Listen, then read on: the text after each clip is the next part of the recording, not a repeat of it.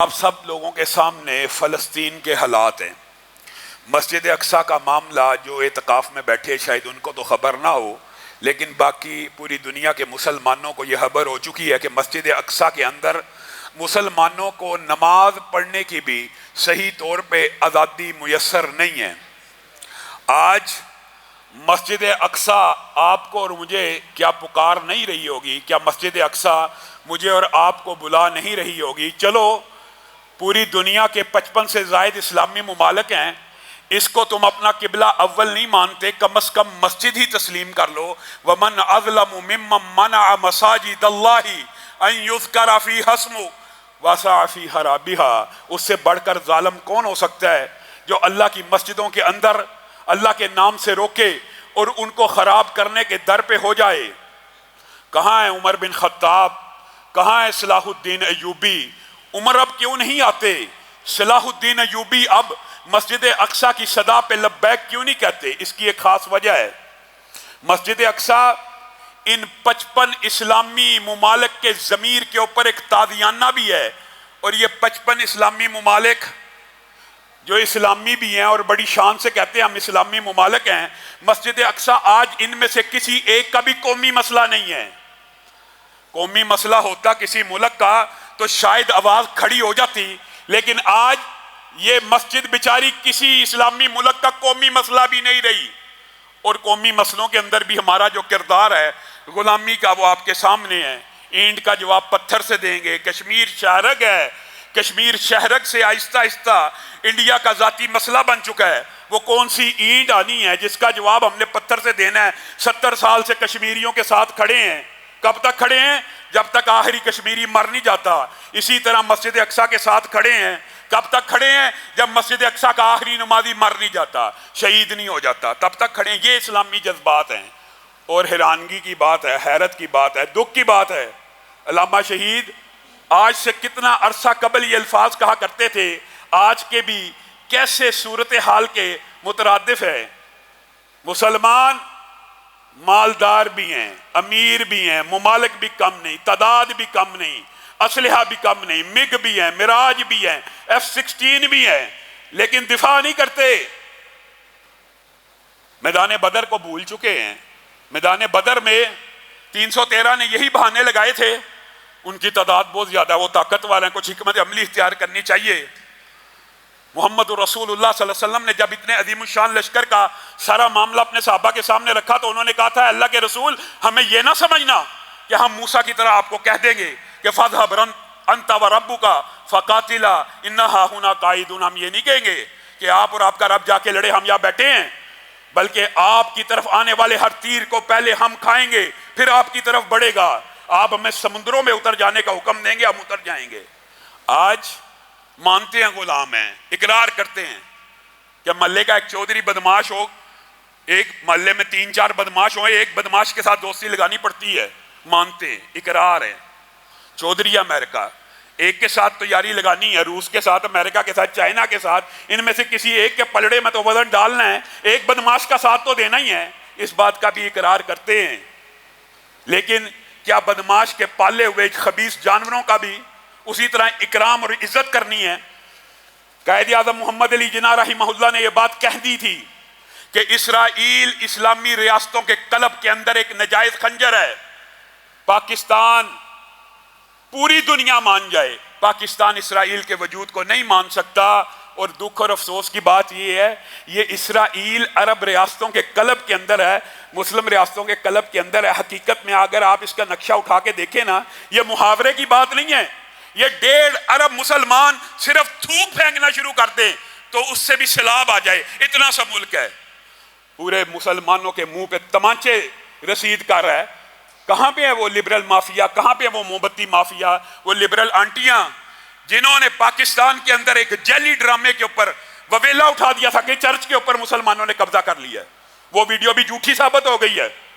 لاہور کے mental hospital کے اندر عورتوں کو، عیسائی ننس کو، عیسائیوں کو یہ اس بات کی اجازت دی گئی تھی کہ ایک کمرے کو آپ اپنی عبادت کے لیے مختص کر دیں۔ انہوں نے ایسا ڈرامہ رچایا کہ یہ جی چرچ تھا، ادھر مسلمانوں نے میلاد کر لی ہے، وہ سب بھی جھوٹ ثابت ہوا۔ اس چرچ کے اوپر جو جعلی ویڈیو بنی، حملہ بھی نہیں تھا، وہاں پہ میلاد ہو رہا تھا، اس کے اوپر تو آپ نے انسانی حقوق کے بڑے بھاشن دیے تھے۔ اور اسلام تو عبادت گاہوں کے اندر اپنی اپنی عبادتوں کو سر انجام کرنے کی اجازت دیتا ہے۔ نبی کریم صلی اللہ علیہ وسلم نے اپنی مسجد النبوی کے اندر دیگر مذاہب کے لوگوں کو کہا تھا کر لو، عبادت کرنا چاہتے ہو تو کر لو، میری مسجد حاضر ہے۔ آج مسجد اقصیٰ کے اندر مسلمانوں کو عبادت کرنے نہیں دی جا رہی۔ کہاں پہ آزادی اظہار، کہاں پہ آزادی عبادت، کہاں پہ ہے حق عبادت، کہاں پہ ہے فریڈم آف ایکسپریشن؟ اپنی حق خودارادیت کی بات تو دور کی بات ہے، جو عبادت ہے، جو پلیسز آف ورشپس ہیں، جن کو آپ اسینشل سروسز کہتے ہیں، جن کے اندر آپ کہتے ہیں ہر مذہب کو اجازت ہونی چاہیے، آج اس مسجد کا محاصرہ کر کر مسلمانوں کے اوپر جو ظلم و ستم کی داستانیں لکھی جا رہی ہیں، کسی مسلمان کیا کہا جائے؟ اب ان حکمرانوں کو کیا کہا جائے؟ 55 اسلامی ممالک ہیں، ایک ہی بندے نے کچھ افسوس کا اظہار کیا، طیب اردگان نے، اور اس نے تشویش کا اظہار کر دیا۔ ہم یہ بات کہتے ہیں جی اس نے تو اسرائیل کو ماننا ہے، بلا شبہ ماننا ہوگا، لیکن بولا بھی وہی ہے، صرف اسی نے کہا ہے کہ مجھے تشویش ہے یہ کیا ہو رہا ہے۔ اور مسلمانوں، اللہ کی قسم، تمہیں جھوٹ اور پراپوگنڈے نے تمہیں اپنے اسلاف سے، اپنی تاریخ سے اس قدر بیگانہ کر دیا ہے کہ تمہیں آج اپنی تاریخ نہیں پتا۔ تم یہ سمجھتے ہو، کہانیاں سنائی جاتی ہیں جی یہ علوم و فنون کی ترقی ہے، یہ یورپ ہے، یہ علم کی ترقی ہے، یہ سائنس کی ترقی ہے۔ دنیا میں کوئی تہذیب ایسی نہیں گزری جس نے پوری دنیا میں 1000 برس سے زیادہ عروج حاصل کیا ہو۔ اسلامی تہذیب ایسی گزری ہے، 1200 برس بلا شرکت غیر دنیا کے حکمران رہے ہیں۔ کس وجہ سے مار کھائی ہے یہ بھی یاد رکھیے۔ آپ کو مختلف کہانیاں پڑھائی جاتی ہیں، مسلمانوں کے پاس اسٹیٹس مین شپ کا ہنر نہیں ہے۔ کس قدر بیوقوفی کی بات ہے کہ قرآن و سنت کا طالب علم ہو اور اس کو اسٹیٹس مین شپ نہ آتی ہو۔ 1200 برس اتنے بڑے بڑے ممالک کو جنہوں نے ایڈمنسٹریٹو صلاحیتوں کی بدولت کنٹرول کیا، ان کے پاس اسٹیٹس مین شپ نہیں ہے۔ یہ آپ کو پڑھایا جاتا ہے، غلط۔ معیشت بڑی چیز ہے، تعلیم بڑی چیز ہے، لیکن اصل وہی ہے جو حدیث سے ثابت ہے۔ وہ حدیث آپ کے سامنے رکھتا ہوں، ایمانداری سے بتائیے۔ محمد الرسول اللہ صلی اللہ علیہ وسلم نے سنن نبی داؤد میں یہ نہیں کہا وَأَعِدُّوا لَهُم مَّا اسْتَطَعْتُمْ، یہ تو قرآن کی آیت کا بھی پہلا ٹکڑا ہے، اور اس کے بعد کیا لفظ کہے تھے؟ الا ان القوۃ الرمی، الا ان القوۃ الرمی، الا ان القوۃ الرمی۔ آقا تو آپ کو، مجھے یہ پیغام دے گئے، مسلمانوں کو ابد الآباد تک، قیامت تک یہ پیغام دے کے گئے ہیں۔ دنیا میں سپر پاور کون ہوگی؟ دنیا میں سپر پاور وہی ہوگی جو اسلحے کی ٹیکنالوجی میں سب سے آگے ہوگی۔ یہ رسول اللہ کا فرمان نہیں ہے، بھول گئے ہو؟ آج بھی یہی فرمان دور حاضر کے اوپر تطبیق کر کے دیکھ لو۔ اللہ کی قسم جھوٹ پڑھایا جاتا ہے، تمہیں جھوٹ پڑھایا جاتا ہے۔ معیشت، اگر معیشت کے ساتھ کوئی قوم سپر پاور ہوتی تو دنیا کا سب سے زیادہ معاشی طور پہ مضبوط ملک جو ہے پہلے نمبر پہ، وہ دنیا کی سپر پاور ہوتا۔ کیوں نہیں ہے؟ تم تو کہتے ہو کہ معیشت بڑی چیز ہے، تو سب سے زیادہ مضبوط معیشت کے جو ممالک ہیں، جاپان وغیرہ، وہ دنیا کی سپر پاور کیوں نہیں ہے؟ دوسرا مغالطہ مسلمانوں کو یہ ڈالا جاتا ہے، تعلیم ہونی چاہیے، معیشت ہونی چاہیے، میں انکار نہیں کر رہا، اور اللہ کے فضل و کرم سے دینی طلبہ کو اسٹیٹس مین شپ کا ایک ایک آرٹ اور ایک ایک ہنر آتا ہے۔ صرف وقت کا انتظار ہوتا ہے، وقت پلٹا کھاتا ہے۔ تلک الایام، یہ ایام ہیں، لوگوں کے مابین گردش کرتے ہیں، ورنہ معیشت کا بھی اگر عروج آئے گا تو اسلامی نظام سے آئے گا۔ آپ نے کہا دوسری بات جی تعلیم ہوتی ہے، تعلیم ہوتی ہے۔ اٹھاؤ، دنیا میں جو پہلے نمبر پہ تعلیمی طور پہ ملک ہے، کیا دنیا کی سپر پاور ہے؟ جھوٹ بولتے ہو تم مسلمانوں سے۔ کون سپر پاور ہے؟ جو دنیا کا سب سے بڑا دادا ہے، جو دنیا کا سب سے بڑا بدماش ہے، اور جو اس حدیث کے مطابق ہے کہ جس کے پاس اسلحے کی ٹیکنالوجی سب سے اوپر ہوگی وہی دنیا کی سپر پاور ہوگا۔ جس کے پاس اسلحہ سب سے اچھا ہوگا وہی دنیا کی سپر پاور ہوگا۔ جس کے پاس اسلحے کی صلاحیت سب سے زیادہ ہوگی وہی دنیا کی سپر پاور ہوگی۔ جب تک مسلمان نبی کریم کی اس حدیث کے ساتھ چمٹے رہے، اسلحہ سازی میں ترقی کرتے رہے، منجنیقیں بناتے رہے، قلعے گرانے کے ٹول اور ہتھیار بناتے رہے، 1000 برس کسی کو جرات بھی نہیں ہوئی سامنے کھڑے ہو سکے۔ 1200 برس دنیا پہ حکومت کی، ایک پستول سے، ایک بندوق سے۔ یہ مسلمان شکست کھا گیا تو اسلحے کی وجہ سے کھا گیا۔ آپ کو غلط پڑھایا جاتا ہے، معیشت کی وجہ سے کھا گیا ہے، غلط پڑھایا جاتا ہے، تعلیم کی وجہ سے کھا گیا، جھوٹ بولتے ہیں، تعلیم وغیرہ کیا ہے مانتے ہیں، اقرار کرتے ہیں، لیکن جو سپر پاور ہوتی ہے، جس کے پاس پیسہ ہو، سپر پاور ہو، وہ دنیا کی ساری تعلیم جب چاہے خرید سکتا ہے۔ اور ہمارے اسلاف نے ہارون الرشید سے لے کے خلافت بنو امیہ سے لے کے خلافت بنو عباسیہ سے لے کے خلافت عثمانیہ سے لے کے ان مغلوں کے حالات چاہے جیسے بھی تھے، یہ پوری دنیا کے ہنرمند اکٹھے کر لیا کرتے تھے کہ نہیں تھے کر لیا کرتے؟ کس بنیاد کے اوپر؟ اسلحے کی طاقت کی بنیاد کے اوپر، پیسے کی بنیاد کے اوپر۔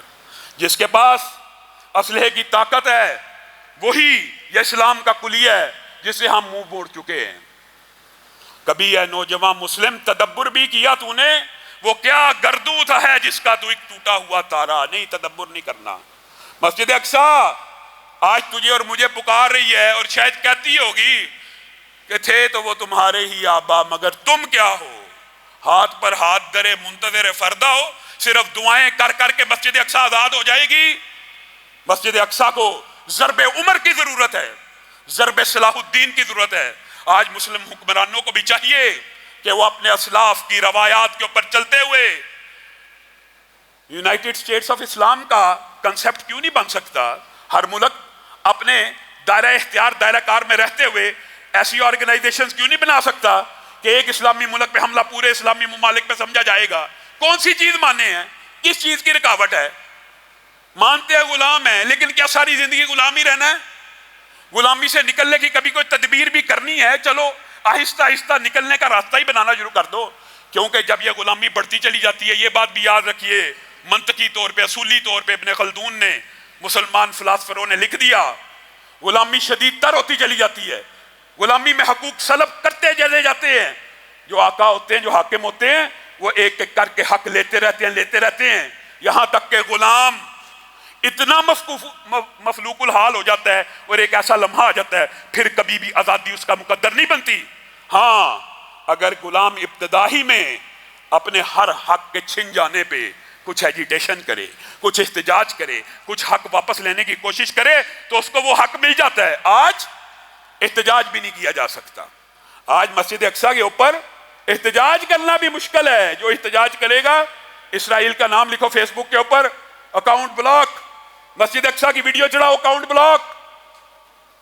آج مسلمان اس قدر پستی اور زوال کا شکار ہو چکے ہیں، ہمارے پاس اپنی اپلیکیشنز ہی نہیں ہیں، ہمارے پاس اپنے ٹولز ہی نہیں ہیں۔ یہ تعلیم کا بھی فائدہ ہے، اس کا انکار نہیں کر رہا، لیکن اللہ کی قسم غور و فکر کر لو، آج پاکستان بھی اس کرۂ ارض کے اوپر اس خطرناک خطے میں اگر محفوظ ہے تو اللہ کی قسم کھا کے کہتا ہوں اس ایٹم بم کی وجہ سے محفوظ ہے، کہ چلو شکر ہے اس خطے کے حکمرانوں نے یہ سوچ لیا اور نبی کی اس حدیث کے پر عمل کر لیا کہ واقعی قوت کا دار و مدار اسلحے پر ہوگا، شکر ہے وہ حاصل کر لیا۔ لیکن تمام اسلامی ممالک کو اس کی طرف آنا پڑے گا۔